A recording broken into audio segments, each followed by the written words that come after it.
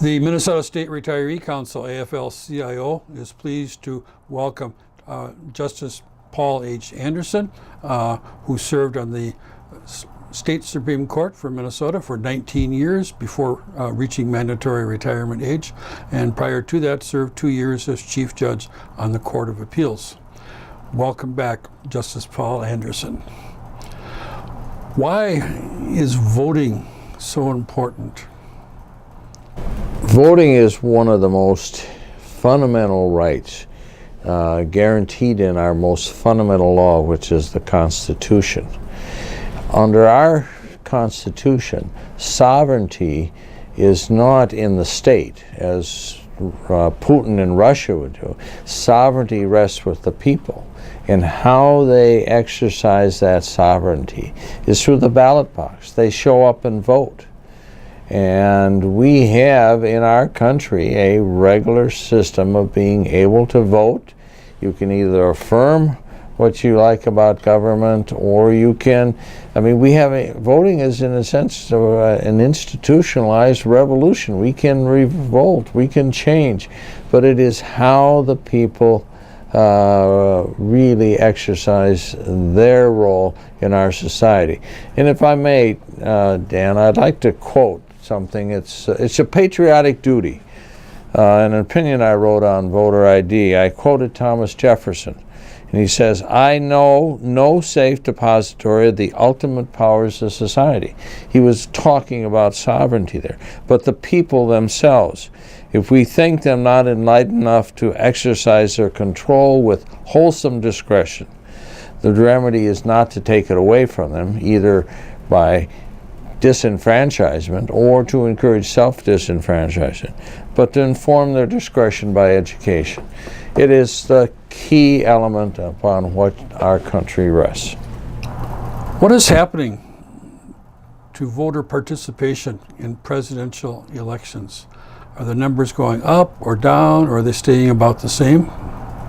Well, interesting enough, we don't. It's not illegal not to vote like it is in some country. I think you went to Australia, and you have a legal obligation. You can be fined if you don't vote. It is purely discretionary in America, and it's never been overly high, but it's decreasing for any number of reasons. People are getting discouraged with the process. When government is dysfunctional, like one of the senators, a senator from Maine was on TV this morning talking about the dysfunction in the Senate, and talking about 2/3 of the senators haven't been in the Senate for more than 8 years. They've never seen that body function properly. Well, people pick up on that, and they get to the attitude of, why does it matter? I can't make a difference.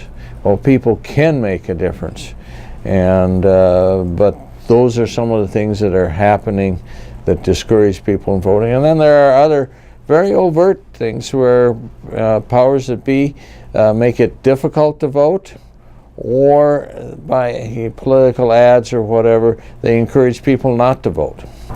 What are some obvious reasons for the decline in voter participation? One of the obvious reasons is money. There's so much money in electoral politics right now, is that I even feel it myself. What difference can I make by making what I used to do as a regular contribution? People see the big money, millions of dollars coming from different sources. They see themselves as irrelevant to not only choosing the candidates, who's going to be on the ballot, but having an impact and influence on the election. The dysfunction that they see in the electoral process, and this is something that's very insidious that I've witnessed over the period of time. You actually have political advertisements that are designed to encourage people not to vote. They want to paint their candidate as good and real, but more important is they don't trust the mass majority of the center that will make a discriminatory decision with respect to who is better or not. If they can make both candidates, or at least the opponent, look really bad, the voters like to say, I don't like either of these people. I can't vote for either of them. And that has heightened with the level of sophistication in the political advertisement, actually discouraging people to exercise their franchise. And what are some of the not so obvious reasons for voter decline?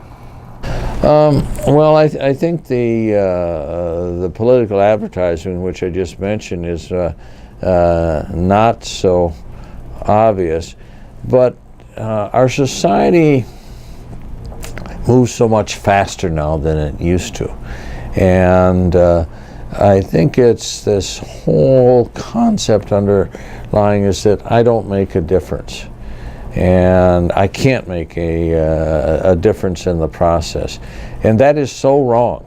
That is so wrong, because people can make a difference, and so is that we got to, I think, do a little bit of a re-education, get people to realize that no, they really do make a difference. And I'm going to be kind of blunt here, is that there's legislation out there that is called voter ID and whatever. It's packaged in an idea that it's an ultimate good, but the less obvious and actual intent of some of this legislation is to limit the pool of voters, and so that only the voters who are able to maneuver through the mechanism of the electoral process are those who are likely to vote for your candidate. That's we had that here in Minnesota with the voter ID law, and fortunately Minnesotans got it. They understood that what was originally sold as an ultimate good, the more less obvious impact was that it was going to disrupt voting in the state. Thank you, Justice Paul H. Anderson.